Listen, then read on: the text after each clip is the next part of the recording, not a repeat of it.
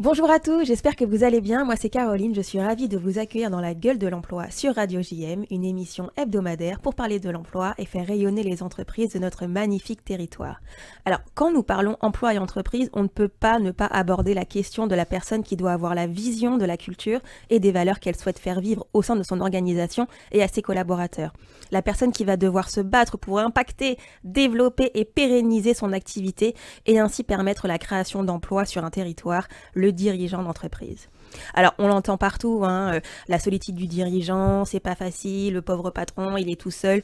Eh bien, quand même, c'est vrai. Non seulement on est tout seul, mais surtout on n'est pas forcément formé à ça. Et dans un monde en constante mutation comme aujourd'hui, comment peut-on faire, pour grandir, offrir une qualité de vie au travail alignée avec nos valeurs, des perspectives d'évolution à nos collaborateurs, limiter son impact sur l'environnement et être super inclusif et participer au développement de son territoire, le tout sans mettre en danger la pérennité de son activité et tuer de l'emploi ou encore faire éclater son foyer familial, c'est pas facile et ce sont des questionnements sur lesquels on aimerait bien pouvoir partager, réfléchir à plusieurs, sans tabou et sans crainte. Alors cette réflexion n'est pas nouvelle et je vous rassure, ce n'est certainement pas moi qui l'ai eue, mais un homme nommé Jean Mersch en 1938 et qui a donc décidé de créer le premier mouvement patronal de France, le Cercle des jeunes dirigeants, un action tank construit autour de l'idée que le dirigeant doit se transformer et évoluer lui-même pour bâtir une entreprise responsable, durable, agréable et agir pour inspirer. Aujourd'hui, je suis donc ravie d'accueillir Manuel Paris, président du CJD Marseille, pour nous expliquer en quoi le CJD, donc le Cercle des jeunes dirigeants, contribue à la pérennité des entreprises, à la structuration de l'emploi et au développement économique des territoires. Bonjour Manuel et bienvenue dans la gueule de l'emploi. Bonjour Caroline. Donc Manuel Paris, président du Cercle des jeunes dirigeants Marseille. Avant d'aller plus loin dans notre discussion, vous n'allez pas couper à notre petite question rituelle afin de mieux comprendre qui sont nos invités et d'où ils viennent. Manuel, quel a été votre tout premier job et quels apprentissages en avez-vous tiré ? Premier job, j'ai commencé relativement tôt. J'ai recommencé à 15 ans avec des jobs d'été, un petit peu comme tout le monde, pour mettre un peu de beurre dans les épinards.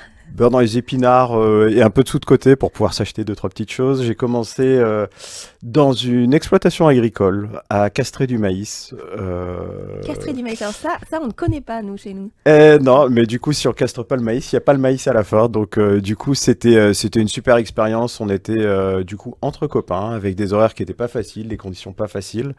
Mais c'était très enrichissant de voir ça. Et après j'ai fait pas mal de petits jobs dans la maçonnerie, le plaquiste, etc., jusqu'à un premier job, on va dire plutôt long terme, qui a été chez Airbus Hélicoptère. Et finalement, ces premiers jobs plutôt manuels, plutôt en extérieur, qu'est-ce que ça vous a appris ? Alors, déjà, je vous propose qu'on se tutoie, parce qu'au CJD, on se tutoie. Oh là là, ça va pas être facile. Je vais essayer, Manuel, je vais faire de mon mieux. On va essayer, en tout cas, moi je sais que je vais pas y déroger, Caroline. Qu'est-ce que ça m'a appris ? Je pense que ça commence à apprendre la valeur travail, que il faut travailler pour gagner un peu de sous. Mais ça apprend aussi les valeurs de solidarité, parce que quand on est dans les champs, quand il fait chaud, etc., on gagne pas des millions, mais on passe un bon moment. Il y a des moments qui sont peut-être un petit peu plus durs, faut se lever le matin, etc. Donc je trouve que c'est plutôt quelque chose qui est positif et j'incite vraiment tout le monde à faire ses premiers jobs qui sont, je pense qu'ils sont assez intéressants et ça donne un peu la patate pour après, avec des jobs qui sont quand même pas faciles, pour faire des études et de se dire, on a envie de quelque chose d'autre peut-être que ces jobs qui sont pénibles, clairement. Alors Manuel, on le disait en introduction de cette émission, le Cercle des jeunes dirigeants a été créé en 1938 par Jean Mersch, un homme résolument moderne qui définit, je le répète quand même en 1938 pour que tout le monde l'ait bien en tête, les jeunes patrons comme des personnes très profondément sociales, d'une manière nouvelle et qui n'ont rien de commun avec le paternalisme d'autrefois. Il ajoute que l'argent pour eux n'est plus un but mais un moyen, que la production ne tire sa valeur que du bien-être qu'elle apporte à la société et le bénéfice n'est plus un idéal sordide mais l'expression comptable d'une réussite, fruit de la collaboration de tous et dont chacun doit avoir la part qu'il mérite. En 1938. Donc aujourd'hui, le CJD a plus de 85 ans. Ce sont 6000 dirigeants membres à travers la France et une présence dans 16 pays. Est-ce que vous pourriez nous expliquer ses fondements et ses principales missions ? Finalement, en quoi est-ce que le CJD est un réseau différent des autres ? Alors déjà, CJD, c'est Centre des jeunes dirigeants, cercle ou centre, c'est presque pareil, mais c'est centre des jeunes dirigeants, qui était à l'époque le centre des jeunes patrons et qui a changé, le mot patron étant un peu connoté a évolué. Alors, j'ai plus exactement la date. En fait, on peut présenter le CJD de plein de façons. On peut le présenter comme un action tank, on peut le présenter comme plein de choses. Moi, il y a une présentation que j'aime beaucoup, c'est l'école du dirigeant. C'est une présentation qu'on peut voir sur leur site internet, sur ces supports-là. C'est intéressant parce que je pense que c'est vraiment l'ambition que l'on amène. On est une école, on aide les dirigeants à se former, en fait, parce qu'on ne naît pas dirigeant. Ça, c'est une conviction qui est profonde chez nous. On ne naît pas dirigeant, on le devient. On ne le devient pas par une formation initiale. Il y a pas d'école de dirigeants en France. Il y a des écoles de management, il y a des écoles de business, mais il n'y a pas d'école de dirigeants parce que le dirigeant, ça s'apprend avant tout sur le terrain, en fait. C'est avant tout une expérience humaine. Il y a quand même une dimension technique au métier de dirigeant. C'est un métier. Ça, on l'entend trop peu. C'est un peu mon combat avec certains de nos JD qui se présentent avant tout par leur métier initial et non pas comme dirigeants de leur entreprise maintenant. Mais je pense que c'est important de rappeler que dirigeant, c'est avant tout un métier. Que comme dans tout métier, il faut apprendre à le faire, qu'on n'est pas performant dès le début. Et que c'est un parcours. Et ça, je pense que c'est important de le rappeler. On est une école, donc l'ambition, c'est de former aussi les dirigeants de demain, et on le fait avec un certain nombre de valeurs. Donc, tu en as parlé. Le CJD s'est ancré sur des valeurs très très humanistes depuis 85 ans, et ça continue de le faire. Aujourd'hui, notre motto, c'est mettre l'économie au service du vivant. Avant, c'était mettre l'économie au service de l'homme. On a ajouté la dimension sociale et environnementale à notre motto. La conviction profonde, c'est vraiment qu'une entreprise, c'est pas une organisation qui est uniquement destinée à créer de la valeur financière. C'est un peu le sous-jacent obligatoire, on le voit bien aujourd'hui. Si une entreprise perd de l'argent, sa pérennité n'est pas assurée. Par contre, il y a 3 autres, on va dire, domaines que l'on va étudier hors de la finance. C'est la partie sociale, la partie sociétale et la partie environnementale. L'idée, c'est derrière d'avoir des entreprises qui soient plus pérennes, plus durables et plus humaines. Et pour répondre à la question de pourquoi on est différent, j'aime pas nous revendiquer comme un réseau. Parce que dans le mot réseau, je vois un peu l'aspect business. Nous, au CJD, on a quand même une règle qui est assez forte, c'est de ne pas faire du business entre nous. Pourquoi ? Il y a une raison qui est relativement simple, c'est qu'on n'a pas la même relation quand on discute entre pairs ou quand on a une relation de client-fournisseur. Je pense que certains dirigeants sont d'accord avec moi. C'est très dur de dire à un de ses clients que ça va pas, qu'on a des problèmes de trésor, qu'on a des problèmes de management, etc. Et donc, quand on s'abstient d'avoir une relation commerciale avec quelqu'un, en fait, on peut vraiment être de pair à pair. On peut vraiment parler de ses problèmes. La plupart du temps, on se rend compte qu'on n'est pas seul dans cette démarche. Et donc ça, c'est quelque chose qu'on revendique au sein du CJD. C'est cette liberté de parole, en tout cas. Donc, au niveau des sections, il y aura pas de concurrence, il y aura peu. Je dis pas que c'est interdit, mais ce qu'on appelle section, ce sont les villes, c'est ça ? C'est ça, exactement. Il y a un niveau national, il y a un niveau région, mais là où interagissent aujourd'hui les JD, c'est dans les sections. Donc oui, ce qui correspond plutôt aux villes aujourd'hui. Oui. Et le CJD repose sur des piliers qui sont très importants. Est-ce que vous pourriez nous en parler ? Alors déjà, je peux les citer parce que je pense qu'ils sont très parlants. Alors le premier, c'est réfléchir pour anticiper. Le deuxième, c'est se former pour progresser avec toute cette dimension de formation, qu'elle soit technique ou humaine. Le troisième, c'est expérimenter pour innover. Le quatrième, s'engager pour influencer. Et le cinquième, c'est développer pour pérenniser. Ces 5 piliers aujourd'hui, c'est ce qui oriente toutes les actions que l'on va faire. toutes les actions que l'on va faire vont être dans un ou plusieurs de ces piliers. C'est ça qui oriente aujourd'hui nos activités et nos actions. Et alors, concrètement, comment est-ce que ça se passe? En quoi est-ce que ça consiste d'être membre du CJD? Et comment est-ce qu'on fait pour insuffler ce collectif et ce partage? Comment est-ce que le CJD accompagne ses membres pour éviter l'isolement et favoriser l'échange des bonnes pratiques? Alors, concrètement, le CJD, ça se passe sur une année scolaire. On commence en Une vraie formation. Une vraie formation, comme une école. Ça tombe bien, c'est l'école du dirigeant. On a plusieurs formats en fait. On va avoir des formats qui sont plutôt axés sur des commissions de travail qui vont être sur des thèmes particuliers qui peuvent aller du bien-être du dirigeant à travailler directement sur la structure de sa société. Enfin voilà, ça peut être des sujets comme ça. Ensuite, on va avoir des formats plutôt sur le côté inspiration, avec des plénières, avec des gens qui vont venir intervenir sur des sujets qui vont nous faire réfléchir et nous faire débattre par la suite. On va avoir des formats de déjeuner, ce qu'on appelle les déjeuners inspirants, anciennement les déjeuners du lundi pour ceux qui connaissent, où là, en fait, on va faire intervenir des entrepreneurs du territoire qui ont eu un impact et qui vont venir nous expliquer ce qu'ils ont fait, ce qui les a motivés, comment ils ont réussi à avoir cet impact. Voilà, on va avoir des formats formation technique qu'on a lancés cette année avec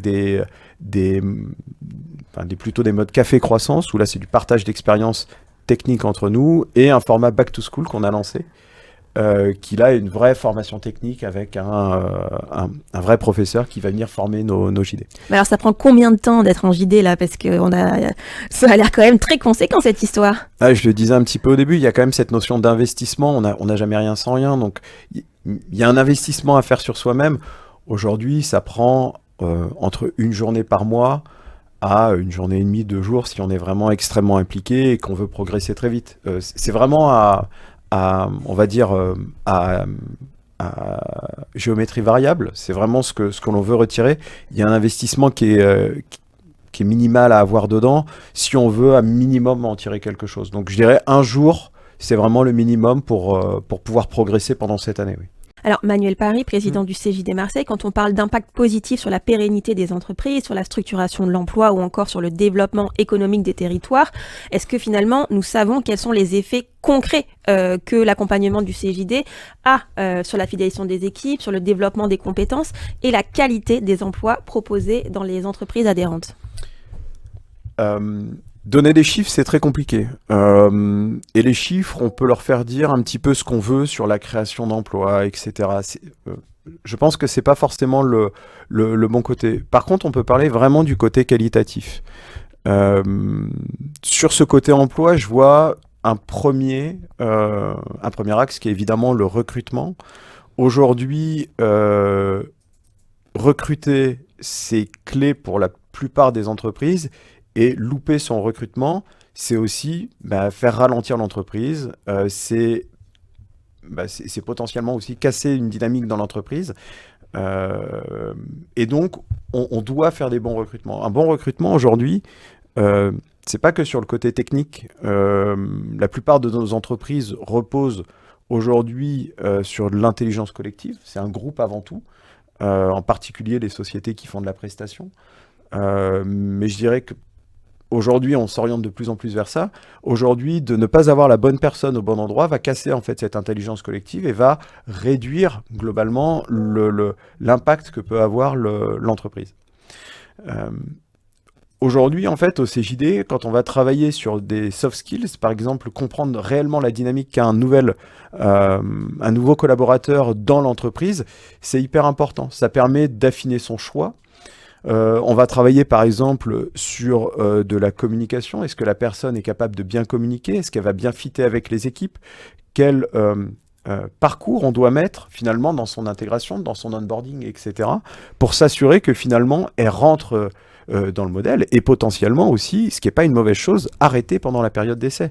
Aujourd'hui, encore une fois, le dirigeant prend une décision et fait un recrutement sur les éléments qu'il a. C'est bien mieux d'arrêter au bout de 2 mois parce que ça ne peut pas marcher que de continuer et finalement d'arriver sur quelque chose qui ne va pas marcher, qui va à la fois pas convenir aux salariés et pas convenir à l'entreprise. Alors, un des piliers du CJD, tu nous l'expliquais tout à l'heure, c'est expérimenter pour innover. Dans cette démarche, le CJD mène régulièrement des expérimentations sur des pratiques innovantes en entreprise. La semaine de 4 jours a par exemple fait beaucoup de bruit il y a peu de temps. La démarche a été testée dans certaines structures. Finalement, quels sont les enseignements qui en ont été tirés en termes de productivité, de bien-être des salariés et de création d'emplois ? Alors pour revenir sur ce sujet de la semaine de 4 jours, j'ai trouvé ça très très intéressant. On a eu un retour, il y a un rapport qui a été fait. Un peu comme tout, c'est pas tout blanc, c'est pas tout noir. La semaine de 4 jours, en termes de création d'emplois, a été relativement neutre. Puisque la semaine de 4 jours, c'était travailler le même volume horaire, mais plus en 5 jours, en 4 jours. Les résultats, donc ça a été expérimenté dans des entreprises JD, des JD qui se sont portés volontaires pour l'essayer dans l'entreprise, et de faire un retour d'expérience derrière à l'ensemble du coup du CJD, et puis le rapport a été rendu public, donc à l'ensemble des dirigeants. Aujourd'hui, il y a des entreprises dans lesquelles ça a bien marché, parce que le travail est adapté, et ça a permis, comme l'ambition était d'avoir un troisième jour pour s'occuper du côté, pour le côté perso, ça a très très bien marché. Il y en a d'autres où ça a créé énormément de stress, puisque finalement, le travail qui devait être fait en 5 jours a été fait en 4 jours. Ça a généré un stress assez important dans certaines structures et chez certains salariés, et donc le retour était plutôt négatif. Donc j'ai pas de grande, on va dire de grande vérité à donner là-dessus. Je pense que tout le monde peut lire ce rapport et voir si c'est adapté. Ce qui en ressort, c'est que ça dépend de la nature de l'entreprise. Toutes les entreprises ne sont pas adaptées pour faire ça. Toutes les natures d'activités ne sont pas adaptées pour faire ça. Et aussi des personnes. Il y a des personnes qui vont préférer avoir 5 jours pour prendre peut-être un peu plus de temps et finalement réaliser un travail de meilleure qualité qui va aussi les accomplir. Donc une valeur qui est très importante et ressentie au CJD, c'est la solidarité. Pourquoi est-ce que cette valeur est clé et comment est-ce qu'elle se manifeste ? Est-ce que tu aurais peut-être des exemples concrets à nous donner où la solidarité entre dirigeants du CJD a permis à une entreprise de surmonter des difficultés critiques ? La solidarité entre dirigeants, tu parlais au début de la solitude du dirigeant. La solidarité, le premier aspect, c'est ça, c'est de rompre un petit peu sa solitude, se rendre compte qu'il n'est pas tout seul. Il y a quand même dans cet inconscient collectif, aujourd'hui, dans les entreprises françaises, il y a quand même cet inconscient que le chef d'entreprise, j'ai un peu le super-héros, il ne peut qu'aller bien, etc. C'est pas le cas. Il y a des moments où c'est plus dur, il y a des moments où ça va très bien, et quand c'est plus dur, c'est bien aussi d'en parler. C'est bien de ne pas rester avec ça.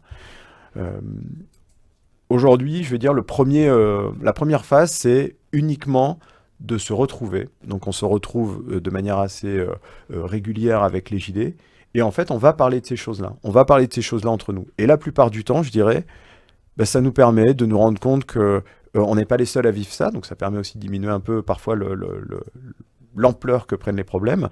Et la plupart du temps, on peut trouver aussi des résolutions à ces problèmes au travers des échanges. Le deuxième niveau, c'est le côté réseau. Réseau, c'est notre réseau de solidarité, où là, on a une démarche qui est beaucoup plus structurée avec des outils beaucoup plus puissants, comme le groupe d'aide à la décision, qui sont basés sur du co-développement et qui permettent justement à des dirigeants qui ont des décisions qui sont très lourdes à prendre, de s'appuyer sur l'intelligence collective des dirigeants qui sont autour de la table pour se construire un raisonnement et structurer sa prise de décision. Ça n'enlève pas le poids de la décision, mais ça permet en tout cas de réfléchir ensemble à cette problématique. Alors, au-delà des crises ponctuelles que peuvent vivre les entreprises, le CJD accompagne aussi les entrepreneurs dans leur phase de transformation, des passages de la TPE vers la PME, de la PME vers l'ETI, la transition numérique, la transmission d'entreprise. Comment est-ce que ce soutien concret se matérialise au quotidien pour un dirigeant ? Et Manuel, bon, tu me vois venir, mais nous, dans la gueule de l'emploi, on aime trop les histoires. Est-ce qu'il y a un exemple inspirant d'un jeune dirigeant qui, grâce à son engagement et le soutien que le CJD lui a apporté, a pu faire évoluer significativement son entreprise ? Oui, alors c'est un peu compliqué de parler d'autres personnes, donc j'utiliserai peut-être mon exemple. Alors, je ne sais pas si ce sera inspirant. C'est sûr. Je ferai ce que je peux. Sur le côté, sur le côté, on va dire, qu'est-ce que l'on va amener pour le passage de PME à ETI? Ça peut être une des ambitions. Encore une fois, faire grandir son entreprise et pas forcément l'ambition de tout le monde. Et ça, c'est OK. Mais c'est vrai qu'aujourd'hui, il y a un certain nombre d'entreprises qui souhaitent grossir pour atteindre des tailles critiques, stabiliser l'activité, etc. Euh, Aujourd'hui, comment ça se formalise? Je vais revenir sur les aspects formation, hein. Faire grandir le dirigeant, c'est important. L'année prochaine, on est en train de mettre en place le premier accélérateur BPI CJD. Donc l'accélérateur, c'est quelque chose qu'a mis en place BPI il y a quelques années. Euh, Jamais il a été déployé pour des structures plus petites comme celle des JD aujourd'hui. Et donc ça, c'est une initiative que l'on a pris avec BPI Sud de structurer ce premier accélérateur pour justement permettre à ces PME de se structurer et d'arriver sur une taille, alors qu'ils soient grosses PME ou ETI. Voilà, c'est ça l'ambition qu'il y a derrière. Euh, T'aimes bien les histoires, donc je peux te raconter en deux mots, moi, ce que ça m'a apporté. Aujourd'hui, en fait, je suis passé d'une boîte de 10 personnes à une boîte de 40 personnes. Euh, le commerce n'est pas le seul moteur, en fait. Si le commerce est le seul moteur, la boîte explose. Et donc, on passe d'une boîte de 10 à une boîte de 0. C'est pas l'objectif. Donc, il y a tout l'aspect structuration. Et l'aspect structuration, c'est pas juste prendre des personnes, les mettre dans des postes. C'est construire son management, c'est construire son codir, c'est comprendre en fait les mécanismes qui se mettent en place, ben, on va dire au sein de l'entreprise, comprendre l'intelligence collective de l'entreprise, etc., etc. Et donc ça, moi, clairement, le CJD m'a aidé à structurer ça. Et aujourd'hui, à la fois, ben, j'ai une entreprise qui a 4 fois plus de collaborateurs qu'avant, mais par contre, j'ai une charge mentale euh, qui est beaucoup plus faible. Parce que je me suis aussi structuré en termes de salariés, et aujourd'hui, je suis beaucoup mieux dans mes baskets, entre guillemets, pour diriger cette entreprise. Le CJD met l'accent sur la nécessité d'un dialogue constructif entre les entreprises et les institutions publiques. Quels sont pour toi, Manuel, les principaux freins que tu identifies aujourd'hui dans la collaboration entre les dirigeants et les collectivités locales? Et que faudrait-il peut-être mettre en place sur un territoire comme Marseille pour améliorer la coopération entre les entreprises, les institutions et ainsi favoriser l'attractivité économique et l'emploi? Euh, alors, plus que les freins, je pense qu'il y a beaucoup de choses à construire aujourd'hui. Le, à mon humble avis, je pense que les institutions sont trop vues aujourd'hui comme euh, des subventions, en fait. Je pense qu'elles peuvent amener beaucoup, beaucoup plus que ça, et je pense elles- elles peuvent aujourd'hui amener beaucoup plus que ça. Euh, je dirais que peut-être le premier acte, ce serait d'avoir une bonne cartographie de tous les acteurs. Il y a énormément d'acteurs aujourd'hui, il y a énormément de réseaux, etc. On a une cartographie qui n'est pas forcément très claire, hein, et alors je parle de Marseille, mais je pense que c'est un peu partout pareil. Aujourd'hui, il y a beaucoup, beaucoup d'acteurs là-dessus. C'est pas très lisible, et c'est vrai que quand on est une petite entreprise euh, de moins de 50 salariés, ben, le dirigeant, il est un petit peu perdu là-dedans et il s'isole. Et aujourd'hui, il y a un isolement assez fort, hein, des PME sur ce côté-là. Donc ça, je pense que déjà d'avoir une première cartographie, ce serait bien. Et ensuite, je pense que c'est de construire la vision, alors si on parle de Marseille, la vision économique de Marseille. Euh, C'est quoi le Marseille économique de demain? Euh, Ça, c'est pas quelque chose qui doit être top-down, c'est pas une personne en haut qui doit dire c'est ça que je veux. Ça, j'y crois relativement peu. Aujourd'hui, il y a plein d'acteurs du territoire qui peuvent avoir des visions, mais peut-être que la première étape, c'est de se mettre ensemble, c'est de partager nos idées au travers d'outils, encore une fois, comme l'intelligence collective, hein. L'idée, c'est pas d'avoir un débat où chacun dit ce qu'il veut et rentre chez lui après. Non, l'idée, c'est vraiment de vouloir co-construire quelque chose ensemble. Et je pense que si on a une belle vision de ce qu'est le Marseille économique de demain, euh, il n'y a aucune raison qu'on n'y aille pas. On a un territoire, tu l'as dit au début, on a un territoire qui est merveilleux, qui est très attractif, dans lequel il y a énormément de ressources qui sont sous-exploitées. Euh,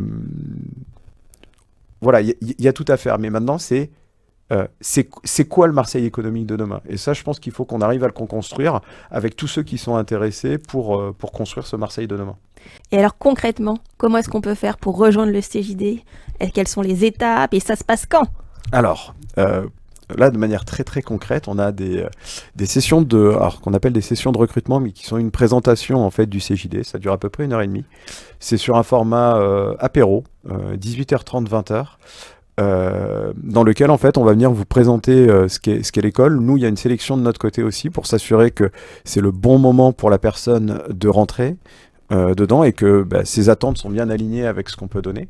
Donc là, on a fait une première session il y a 2 semaines. La prochaine session est le 3 avril de tête. Et on l'a sous format petit déjeuner le 29 avril, si je dis pas de bêtises, mais vous pouvez retrouver toutes ces dates sur notre page LinkedIn. Pensez à vous inscrire pour qu'on puisse gérer. On a pas mal de demandes en ce moment, donc ça veut dire qu'on a un impact et qu'on a besoin de nous. Mais voilà, n'hésitez pas à venir pour voir ce qu'on peut vous proposer. En tout cas, on passera un bon moment ensemble à échanger. Un immense merci Manuel Paré, président du CJD Marseille, pour cet échange. C'est un plaisir de te recevoir. Cher auditeur, vous pourrez retrouver cet entretien en podcast sur notre site internet radiojm.fr dans la rubrique La gueule de l'emploi. Et comme toujours, nous on se quitte en musique. Un titre que vous avez choisi Manuel, que tu as choisi Manuel, mais je dis donc je vais y arriver quand même de nous partager. Et ce morceau c'est... Alors, t'as fait une petite faute de pied à la fin avec le vous, j'allais te féliciter pour avoir tenu le tune. Oui, non, c'était terrible. Le morceau, c'est un morceau que mes enfants me forcent à écouter tous les matins. C'est Benson Boone, Beautiful Things. Voilà, je trouve qu'il met la patate et ça fait du bien en ce moment. Et c'est parti, on écoute ça et à très vite dans la gueule de l'emploi.